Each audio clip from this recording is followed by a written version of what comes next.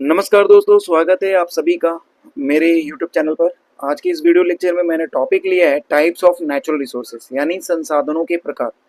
देखिए, इस video lecture को अगर आपको सीखना समझना है अच्छे से इस टॉपिक को, तो आप प्लीज़ आपसे रिक्वेस्ट है कि वीडियो लेक्चर के साथ एंड तक जुड़िए। मैं आपको गारंटी देता हूँ कि आपकी एकदम माइंड में ये चीज़ मैं सेटल कर दूंगा। ये जो टॉपिक है आपके माइंड में बैठ जाएगा। और अगर ऐसा करने में मैं सक्सेस हुआ तो प्लीज़ मेरे चैनल को लाइक, शेयर और सब्सक्राइब करना, ताकि मेरा कॉन्फिडेंस और बढ़े ऐसे वीडियो लेक्चर को लाने का। ठीक है ना? तो चलिए स्टार्ट करते हैं। देखिए, टॉपिक का नाम है टाइप्स ऑफ नेचुरल रिसोर्सेज यानी संसाधनों के प्रकार। देखो, रिसोर्सेज को हिंदी में संसाधन कहा जाता है, ठीक है, और टाइप्स को हिंदी में प्रकार कहा जाता है। तो इसलिए इस टॉपिक का जो हिंदी हुआ वो हुआ संसाधनों के प्रकार। ठीक है, तो मैं इस वीडियो लेक्चर में सबसे पहले तो आपको ये जानकारी दूंगा कि नेचुरल रिसोर्सेज क्या होता है। ठीक है, उसके बाद मैं आपको पूरा टाइप्स ऑफ नेचुरल रिसोर्सेज के बारे में बताऊंगा, पूरा एग्जाम्पल के साथ अच्छे तरीके से। तो अगले स्लाइड में चलते हैं। देखिए, अगर कोई आपसे पूछता है कि नेचुरल रिसोर्सेज क्या होता है, ठीक है, अगर आपसे कोई पूछता है दोस्तों कि नेचुरल रिसोर्सेज क्या होता है, तो आप सिंपल सा उनको यही जानकारी देंगे कि वो सारी चीज़ें जो नेचर यानी प्रकृति हमें अपने आप देती है। मतलब कोई एफर्ट नहीं लगाना होता है, ऑलरेडी वो प्रकृति हमें अपने आप दे देती है, या हमारी पृथ्वी पे वो ऑलरेडी मौजूद है। हमें कोई एफर्ट नहीं लगाना होता उसको प्रोड्यूस करने के लिए, वो ऑलरेडी हमारे अर्थ पे मौजूद है। ठीक है, और जिन्हें हम अपनी ज़रूरत को पूरी करने के लिए यूज़ करते हैं, ऐसे रिसोर्सेज को हम लोग नेचुरल रिसोर्सेज कहते हैं। ठीक है, एक बार वापस मैं बोल दे रहा हूँ, देखो कि वो सारी चीज़ें जो नेचर यानी प्रकृति हमें अपने आप देती है, जिन्हें कोई एफर्ट नहीं लगाना होता प्रोड्यूस करने के लिए, वो ऑलरेडी हमारे पास हमारे अर्थ पे मौजूद रहता है बिना एफर्ट के। ठीक है, प्रकृति ऑलरेडी दे रखी होती है, जिन्हें हम अपनी ज़रूरत पूरी करने के लिए यूज़ करते हैं, उन्हीं रिसोर्सेज को हम लोग नेचुरल रिसोर्सेज कहते हैं। ठीक है, अगली स्लाइड में मैं आपको एग्जांपल दे रहा हूँ। ठीक है, एग्जांपल में अगर बात करें तो जैसे कि एयर। ठीक है, एयर ऑलरेडी पहले से भरपूर मात्रा में अर्थ पे मौजूद है। ठीक है, इसी तरह एग्जांपल लें नेक्स्ट, तो वाटर, पानी, ये भी भरपूर मात्रा में हमारे अर्थ में मौजूद है। ठीक है, इसे हम कोई एफर्ट लगा के प्रोड्यूस नहीं करते, ये ऑलरेडी हमारे अर्थ में मौजूद है। ठीक है, सॉइल, मिट्टी, इसी तरह से फॉरेस्ट, जंगल, मिनरल्स, मिनरल्स में बात करें तो आयरन, ठीक है, कोल, गोल्ड, सोना, ठीक है, सनलाइट। तो ये नेचर जो है ना, ऑलरेडी हमारे अर्थ पे दे रखी होती है, सारी चीज़ें भरपूर मात्रा में होता है, इसे हम इफर्ट नहीं लगाना होता, इसको प्रोड्यूस करने के लिए हमें कोई इफर्ट नहीं लगाना होता। तो इस तरह के रिसोर्सेज को हम लोग नेचुरल रिसोर्सेज कहते हैं। ठीक है, अब हम लोग पढ़ेंगे टाइप्स ऑफ नेचुरल रिसोर्सेज, कि नेचुरल रिसोर्सेज की कितने प्रकार हैं। तो देखो, दो तरह के नेचुरल रिसोर्सेज हैं हमारे अर्थ पे मौजूद। ठीक है, पहला का नाम है इनएग्जॉस्टेबल नेचुरल रिसोर्सेज और दूसरे का नाम है एग्जॉस्टेबल नेचुरल रिसोर्सेज। हिंदी में इनएग्जॉस्टेबल को कहा जाता है अक्षय प्राकृतिक संसाधन, और एग्जॉस्टेबल को हिंदी में कहा जाता है नाक्षय प्राकृतिक संसाधन। ठीक है, अब बारी बारी से अगली स्लाइड में हम सीखेंगे कि इनएग्जॉस्टेबल नेचुरल रिसोर्सेज क्या होता है, उसके एग्जांपल्स क्या हैं, और एग्जॉस्टेबल नेचुरल रिसोर्सेज क्या होता है, उसके एग्जांपल क्या हैं। तो अगली स्लाइड की ओर चलते हैं। देखिए, इनएग्जॉस्टेबल नेचुरल रिसोर्सेज के बारे में बात करें तो ये वो रिसोर्सेज हैं जो कभी ख़त्म नहीं हो सकते। ठीक है, ये वो रिसोर्सेज हैं जो कभी ख़त्म नहीं हो सकते। ये भरपूर मात्रा में अर्थ पे मौजूद है, इसका चाहे आप जितना भी यूज़ कर लो, यानी ये अनलिमिटेड है। आप ये बोल सकते हो ये अनलिमिटेड है, कभी ख़त्म नहीं होगा, अनलिमिटेड है। ठीक है, नेचर इनको लगातार बनाता रहता है। ठीक है, नेचर इनको लगातार प्रोड्यूस करता रहता है, बनाता रहता है। हम जितना मर्जी यूज़ करें, ये अवेलेबल रहता है, समाप्त नहीं हो सकता। एग्जाम्पल में अगर बात करें तो सूरज की रोशनी यानी सनलाइट, हवा यानी एयर, ठीक है, जितना मर्जी यूज़ कर ले, ये नेचर में बनता रहता है, बनता रहता है। ठीक है, ऑटोमेटिक, इसको कोई प्रोड्यूस नहीं करता, ये ऑटोमेटिक नेचर प्रकृति हमें देती रहती है, भरपूर मात्रा में मौजूद है अर्थ पे।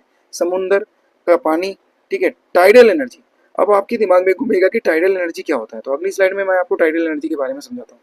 ठीक है, तो उससे पहले आपको एक बार और क्लियर कर दूं कि इनएग्जॉस्टेबल नेचुरल रिसोर्सेज क्या होता है। देखिए, इनएग्जॉस्टेबल नेचुरल रिसोर्सेज वो रिसोर्सेज है जो कभी खत्म नहीं होती। ठीक है, नेचर इनको लगातार बनाता रहता है, हम जितना मर्जी यूज़ करें ये अवेलेबल रहता है। एग्जाम्पल में सूरज की रोशनी, हवा, समुद्र का पानी और टाइडल एनर्जी। ठीक है, अब देख लेते हैं टाइडल एनर्जी क्या होता है। देखिए, टाइडल एनर्जी के बारे में अगर कोई आपसे पूछता है कि क्या होता है, तो टाइडल एनर्जी, आप समुद्र में लहरें देखते हैं, इस तरह से ऐसे करके लहरें उठती हैं समुद्र के अंदर, ठीक है। अब ये एक अलग टॉपिक है कि ये लहरें क्यों उठती हैं समुद्र में, वो एक अलग टॉपिक है, ये कभी आपको किसी और वीडियो लेक्चर में मैं आपको समझाऊंगा। तो देखो टाइडल एनर्जी क्या होती है। टाइडल एनर्जी का मतलब है, आपने समुद्र के अंदर देखा होगा कि लहरें उठती हैं, फिर स्लो हो जाती हैं, नीचे चली जाती हैं, फिर उठती हैं, फिर नीचे चली जाती हैं।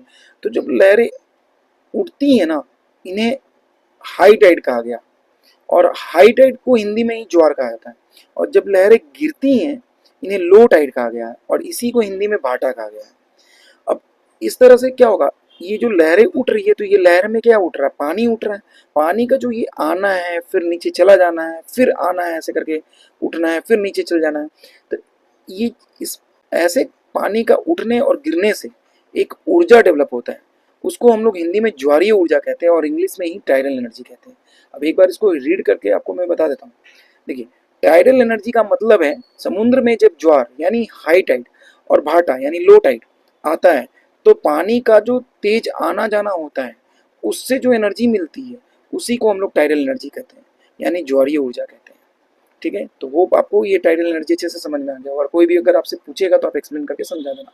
ठीक है, तो हम लोग पढ़ रहे थे कि इनएग्जॉस्टेबल नेचुरल रिसोर्सेज वो रिसोर्सेज है जो कभी खत्म नहीं होती है। ठीक है, नेचर इनको बनाते रहता है हमेशा, और जितना मर्जी चाहे इसका यूज कर लो। ठीक है, तो हम ऐसे बोल सकते हैं कि ये अनलिमिटेड है, और ये अनलिमिटेड है, और इनएग्जॉस्टेबल का मतलब जो कभी खत्म ना हो, ऐसे याद रख सकते हैं इसको, जो कभी खत्म ना हो, कभी समाप्त ना हो। ठीक है, एग्जाम्पल में सूरज की रोशनी, हवा, समुंदर का पानी, टाइडल एनर्जी। टाइडल एनर्जी के बारे में मैंने आपको एक्सप्लेन कर दिया। ठीक है, और जो सेकेंड टाइप है वो है एग्जॉस्टेबल नेचुरल रिसोर्सेज। ये वो रिसोर्सेज है जो लिमिटेड होता है, ये अनलिमिटेड नहीं होता, लिमिटेड होता है, ये खत्म हो जाएगा, इसका अगर हम यूज करते जाएंगे ना, तो ये समाप्त हो जाएगा। इसको नेचर लगातार नहीं बनाती है, इसे बनने में हजारों साल, लाखों साल लगता है। ठीक है, एग्जाम्पल में है कोल, पेट्रोलियम, नेचुरल गैस, फॉरेस्ट और मिनरल्स। देखो मैं इसको रीड भी कर देता हूँ। ये वो रिसोर्सेस है जो लिमिटेड है क्वांटिटी में, यानी सीमित मात्रा में। अगर हम इनका ज़्यादा यूज़ करते हैं तो एक दिन ये ख़त्म हो जाएगा। नेचर इन्हें बनाने में हजारों लाखों साल लगाता है। एग्जाम्पल में कोल हो गया, पेट्रोलियम हो गया। पेट्रोलियम यानी क्रूड ऑयल। क्रूड ऑयल एक एक अलग टॉपिक है। ठीक है, इसको मैं अलग से समझा दूंगा आपको अलग वीडियो लेक्चर में। नेचुरल गैस, फॉरेस्ट और मिनरल।